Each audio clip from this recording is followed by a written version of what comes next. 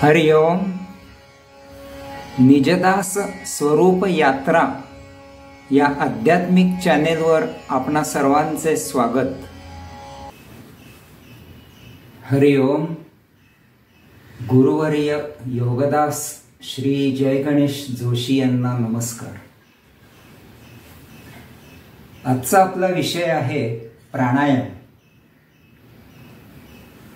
आपलं जे श्वसन आहे ते अतिशय महत्त्वाचं आहे। श्वसनाची एक ठराविक गती असणं, त्याची एक लय असणं, आपण श्वास कसा घेतो त्याच्यावर आपलं आरोग्य खूप अवलंबून असतं। नुसतंच शारीरिक आरोग्य नाही तर मानसिक आरोग्य आणि आध्यात्मिक आरोग्य हे तीनही आरोग्य हे आपल्या श्वसनावर अवलंबून असतं। म्हणजे श्वसन म्हणजे नुसतंच ब्रीदिंग नाहीये तर हे रिस्पायरेशन सुद्धा आहे। म्हणजे आपल्या शरीरामध्ये जी प्राणशक्ती आहे ती ही प्राणशक्ती या श्वसनाद्वारे आपल्याला मिळत असते। याच्यात दुसरं एक महत्त्वाचं म्हणजे असं आहे की श्वसन म्हणजे आपलं अंशात्मा आणि तो परमात्मा यांचं ते संधान सतत चालू असतं। प्रत्येक श्वासाला जेव्हा आपण श्वास आत घेतो तेव्हा परमात्मा त्या अंशात्म्याला ती प्राणशक्ती पुरवत असतो आणि प्रत्येक जेव्हा आपण उच्छ्वास करतो तेव्हा हा अंशात्मा त्या परमात्म्याला भेटत असतो आणि त्याला भेटण्याची खूप इच्छा असते परमात्म्याला, पण तो म्हणतो की नाही, अजून तुझं संचित आहे, तू मुक्त नाहीयेस, परत या देहात जा। म्हणून तो परत आत येतो। परत तो श्वास घेतल्यावर त्याला ऊर्जा पुरवतो अंतरात्म्याला। असं हे दोघांचं संधान हे श्वसनाद्वारे चालू असतं, अंशात्मा आणि परमात्मा। इतकं हे श्वसन आपलं महत्वाचं आहे। त्याच्याचप्रमाणे आपली श्वसनाची गती किंवा लय आपण जे म्हणू की एका ठराविक वेळेने ते श्वसन होत राहणं, ही लय खूप महत्वाची असते। ही लय आपली बिघडली की आपलं आरोग्य पण बिघडतं। आपण शारीरिक हालचाल केली, आपलं श्वसन बदलतं। आपण तोंडाने काही बोललो तरी आपलं श्वसन बदलतं। मनात काही विचार आले तरी सुद्धा आपलं श्वसन बदलतं। खूप एखादी सौख्याची बातमी आली, आपण उल्हसित झालो तर आपलं श्वसन बदलतं। त्याच्या उलट दुःखाची एखादी बातमी आली की आपलं लगेच श्वसन बदलतं आणि सतत मनात येणारे विचार यांनी आपलं श्वसन बदलत असतं आणि हे सतत बदलणारे श्वसन झालं की आपल्याला विविध आजार सुरू होतात। पहिला म्हणजे बीपी सुरुवात होते आणि विविध आजार।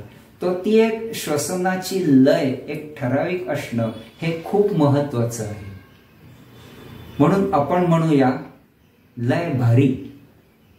ही श्वसनाची लय अतिशय भारी आहे, खूप महत्वाची आहे आणि म्हणून प्राणायामाला अतिशय महत्व आहे।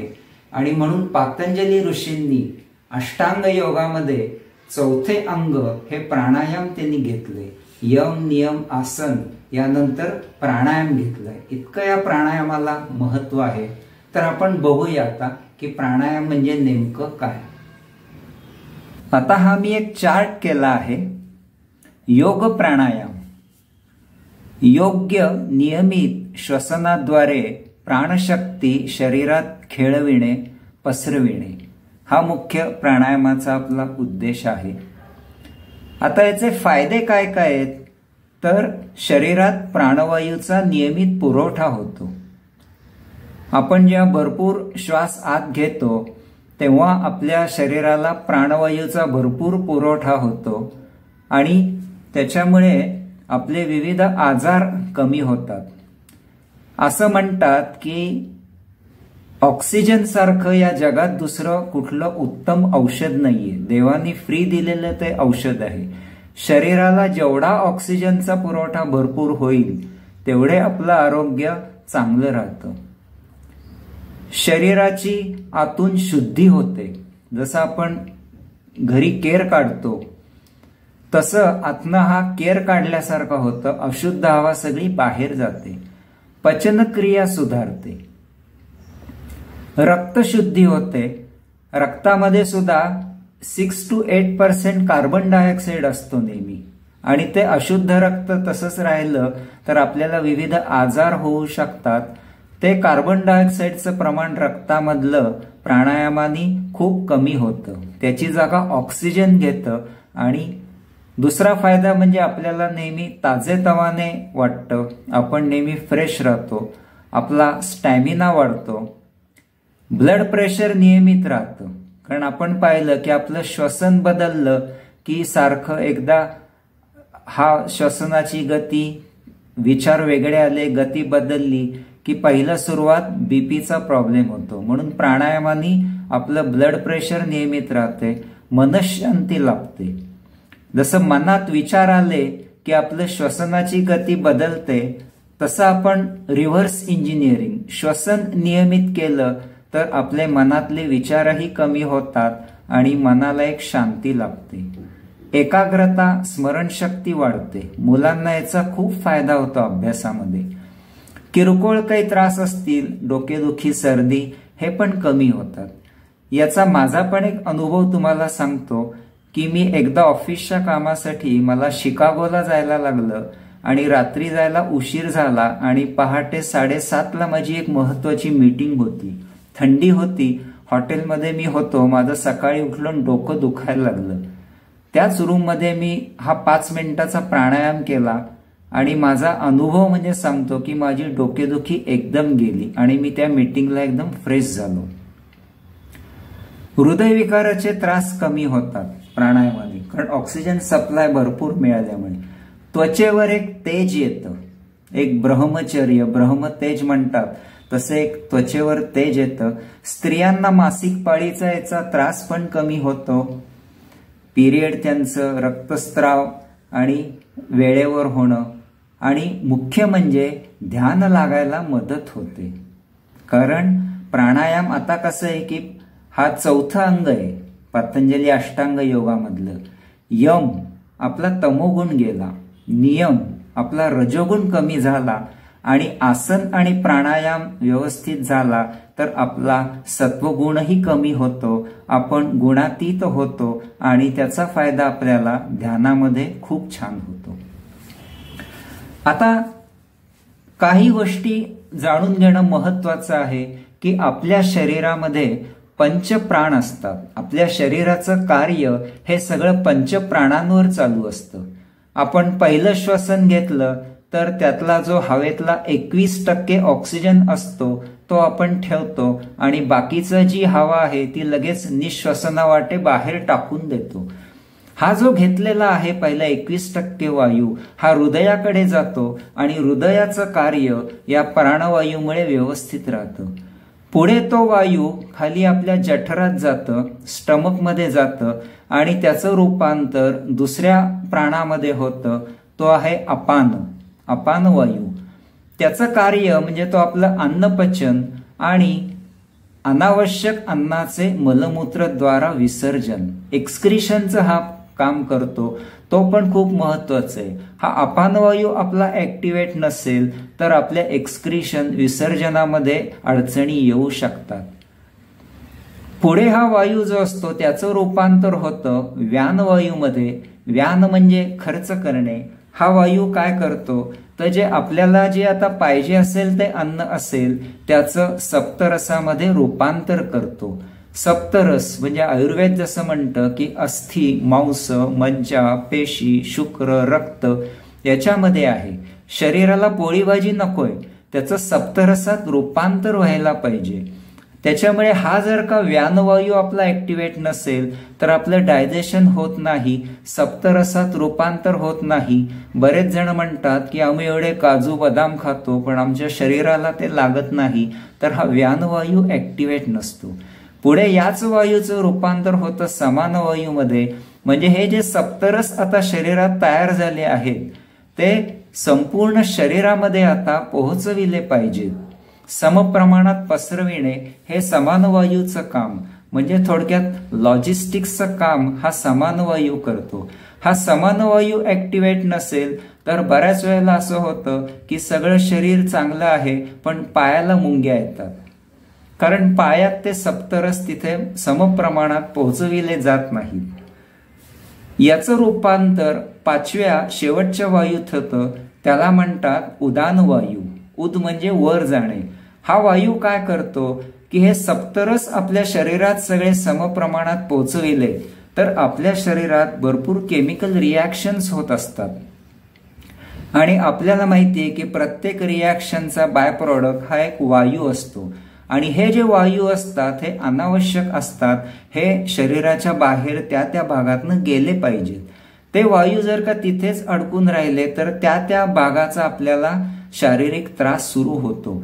हे जे काम आहे की ही जी सगळी अशुद्ध हवा ही परत फुफ्फुसात आणून श्वसनावाटे बाहेर टाकणे, हे काम उदान वायू करतो।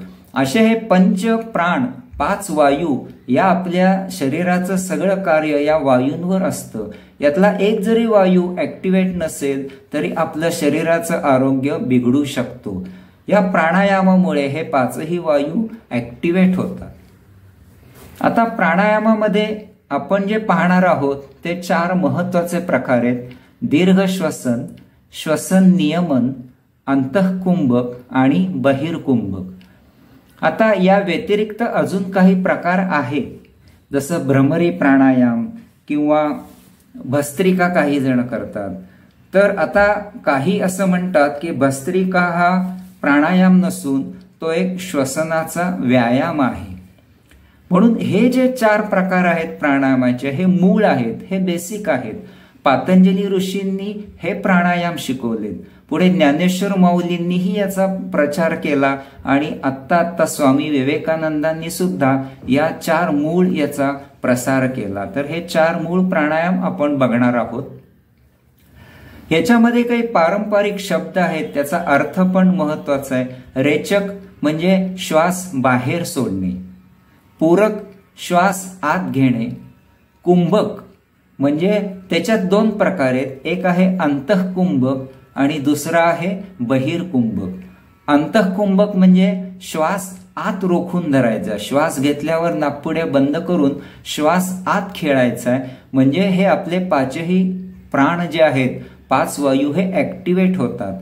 जसं आपण म्हणतो की एखादं ड्रेनेज चोकअप झालंय पुढे कुठेतरी, इकडून आपण पंप मारतो आणि तिकडून तो कचरा बाहेर निघतो, तसं हे कुंभक केल्याने हे 5 प्राण जे आहेत हे आपले सगळे ऍक्टिव्हेट होतात। तर अंतःकुंभक म्हणजे श्वास आत रोखून धरतो आणि बहिर्कुंभक म्हणजे श्वास बाहेर रोखतो, म्हणजे श्वास विरहित राहतो, म्हणजे श्वास बाहेर सोडल्यावर नाकपुड्या बंद करतो आणि आपण काही काळ श्वास विरहित राहतो। आता याच्यात सुद्धा सायन्स आहे। श्वास विरहित राहिलं की काय होतं, आतमध्ये व्हॅक्यूम तयार होते। साहजिकच हवा, air always flows from high pressure to low pressure. बाहेर प्रेशर जास्त आहे, आपल्या त्वचेमधनं सुद्धा हवा आत जाते, त्वचेची रंध्र मोकळी होतात। इथे जे आपण म्हणलं की त्वचेवर तेज येतं ते पण एक महत्वाचं असतं। तर हा बाह्य आत श्वास रोखून धरला तर आत पॉझिटिव्ह प्रेशर होतं, सगळे प्रेशरमुळे सगळे वायू ऍक्टिव्हेट होतात, त्यांना मदत होते। असं हे रेचक, पूरक, कुंभक हे 3 पारंपरिक शब्द आहेत। आता प्राणायामाची थोडी पूर्वतयारी अशी लागते की अगोदर जर का व्यायाम केला असेल तर योगासने, व्यायाम अगोदर केला असेल तर शवासन घालावं, आपलं श्वसन नॉर्मल व्हायला पाहिजे। श्वसन व्यायाम केलाय, श्वसन वाढलंय, लगेच प्राणायामाला बसू नये, त्यांनी आपल्याला त्याचा गैरफायदा होऊ शकतो। अशा वेळेला नेहमी श्वसन नेहमी आपलं नॉर्मल व्हायला पाहिजे। मध्ये एकदा आम्ही पर्वतीवर फिरायला गेलो होतो, एक जण पळत पळत वरती आला आणि लगेच वरती करून त्या देवळाच्या इथे प्राणायामाला बसला। आम्हाला आश्चर्य वाटलं, त्याचे श्वसन सगळं पळून आल्यामुळे असं बदललेलं होतं, फास्ट झालं होतं। तर नेहमी प्राणायाम करताना श्वसन नॉर्मल व्हायला पाहिजे।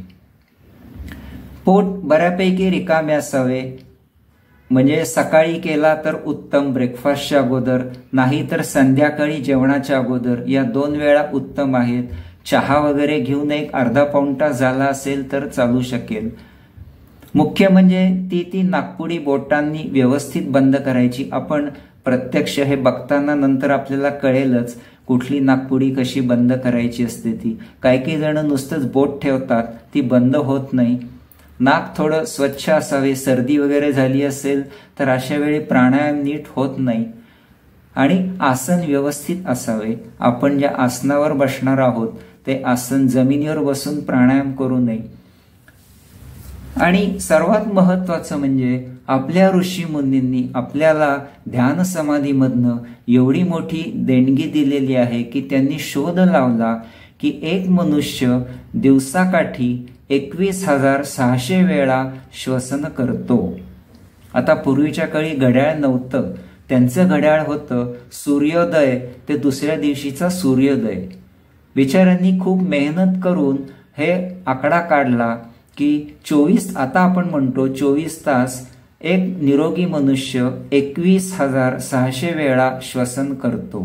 म्हणजेच त्याला भागिले 24, 900 वेळा एका तासात, त्या एका तासाला भागिले 60 म्हणजे मिनिट, म्हणजे प्रत्येक मिनिटाला मनुष्यानी 15 वेळा त्याचं श्वसन व्हावं. म्हणजेच एक श्वसन 4 सेकंदात व्हावं. त्याच्यामुळे 4 हा जो आकडा आहे हा प्राणायामामध्ये अतिशय महत्वाचा आहे. ही एक वैश्विक लय आहे. आपण निसर्गाचे प्रॉडक्ट आहोत. आपलं शरीर पंचमहाभूतांनी बनलंय. ही एक वैश्विक लय आहे. आपली श्वसनाची लय त्या वैश्विक लयाच्या फ्रिक्वेन्सी जेवढी मॅच होईल तेवढा आपल्याला उत्तम आरोग्य मिळेल. म्हणून प्राणायामामध्ये 4 हा आकडा अतिशय महत्वाचा आहे. 4 सेकंद.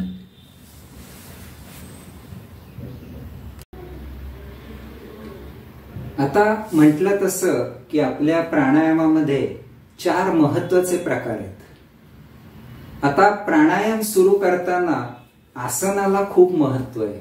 नुसत्या फरशीवर बसून कधीही प्राणायाम करू नये. कारण आपण जी योग ऊर्जा खेचून घेऊ ती सगळी जमिनीमध्ये निघून जाईल, शॉर्ट सर्किट होईल. म्हणून खाली आसनाला एक महत्व आहे. निदान सतरंजी तरी चांगली घ्यावी. लाकडा पाटावर सुद्धा बसू नये. सतरंजी गादी हे उत्तम. त्याच्यानंतर आपलं आसन हे पण एक महत्वाचं आहे. आता पद्मासनामध्ये जर का प्राणायाम केला पद्मासनामध्ये तर 100% फायदे आहेत प्राणायामाचे. पद्मासन जमत नसेल तर वज्रासन घालावं. वज्रासनात प्राणायाम करावा. यांनी 90% फायदे होतील. वज्रासनही जमत नसेल तर साधी मांडी घालावी. याच्यात 80% फायदे आहेत. मांडी घालूनही बसवत नसेल तर खुर्चीत बसून प्राणायाम करावा. त्याचे अजून 10% फायदे कमी होतील. जे काही वयस्कर लोक आहेत किंवा थोडेसे काही आजारी असतील अशांना खुर्चीवरही बसवत नाही, त्यांनी झोपून प्राणायाम करावा. अजून त्याचे 10% फायदे कमी होतील. पण प्राणायाम करावा असे पातंजली ऋषी म्हणतात. वयाच्या 8व्यापासून ते शेवटपर्यंत जोर शरीरात प्राण आहे तोवर प्राणायाम हा नित्यनियमित केलाच पाहिजे. आता आपण बघूया की प्राणायामाचा पहिला प्रकार दीर्घ श्वसन. म्हणजे याच्यात आपल्याला काय करायचंय तर आता आपल्या भरपूर श्वास आत घ्यायचा आहे. त्यांनी आपली लंग्सची कपॅसिटी, फुफ्फुसाची कपॅसिटी वाढवायची. देवाने आपल्याला खूप कपॅसिटी दिलेली असते मोठी, पण आपण नेहमी चोरटा श्वास घेत असतो. त्याच्यामुळे आपले फुफ्फुसाच्या शेवटच्या जे पेशी असतात त्या कार्यान्वित होत नाही, त्या तशाच राहतात. त्याच्यामुळे आपल्याला सगळ्या पेशींना ऍक्टिव्हेट करायचंय. म्हणून पहिला जो प्रकार आहे तो आहे दीर्घ श्वसन. भरपूर श्वास घ्यायचा.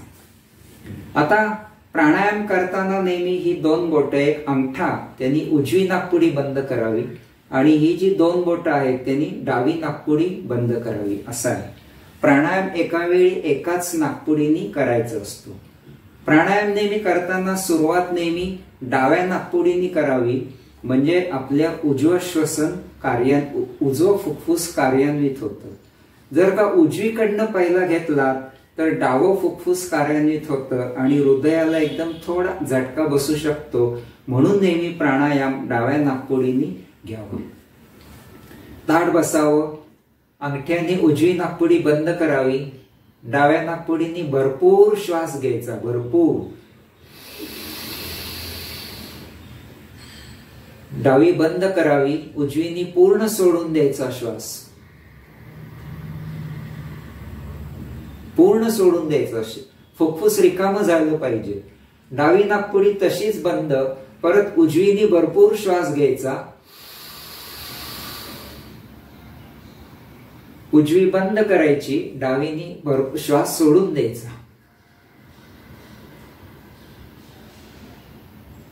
ही झाली एक सायकल. म्हणजे डावीकडनं भरपूर श्वास घेतला, उजवीकडनं सोडून दिला, उजवीकडनं भरपूर घेतला, डावीकडनं सोडून दिला. ही एक सायकल झाली. अशा 2 सायकल करायच्या सुरुवातीला. आता प्राणायाम हा जो विषय हा खूप महत्वाचा असल्यामुळे आपला व्हिडिओ पण थोडा मोठा होणार आहे. त्याच्यामुळे मी हा 2 भागात करायचा विचार करतोय की भाग 1 आणि भाग 2. दुसऱ्यात महत्वाचं म्हणजे हा व्हिडिओ बनवण्याचा उद्देश हा आहे की आपल्याला प्राणायामाबद्दल माहिती व्हावी. शक्यतो मला असं वाटतं की कुणीही प्राणायाम जो आहे तो असा व्हिडिओ बघून किंवा CD बघून असा शक्यतो प्राणायाम करू नये. याची माहिती जरूर घ्यावी. पण प्राणायाम शक्यतो हा नेहमी गुरुच्या सान्निध्यात बसून हा नीट शिकायचा असतो. कारण काय असतं की प्रत्येकाची प्रकृती भिन्न असते. कोणाला किती श्वास किती झेपेल याचा त्रास कोणाला होता कामा नये. म्हणून हा माहितीसाठी व्हिडिओ आहे. पण ज्याला शिकायची इच्छा आहे त्यांनी योगगुरूंकडनं प्राणायाम नीट प्रत्यक्ष त्याच्या जवळ बसून शिकून घ्यावा. कारण त्यांना आपल्या चेहऱ्यावरनं कळत असतं की हा श्वास किती वेळ रोखतोय, याला काही त्रास होत नाही ना. कारण चेहरा आपला आरसा असतो, त्याच्यामुळे त्यांना कळत असतं. म्हणून शक्यतो योगगुरूंकडनं हा नीट शिकून घ्यावा. हरिओम.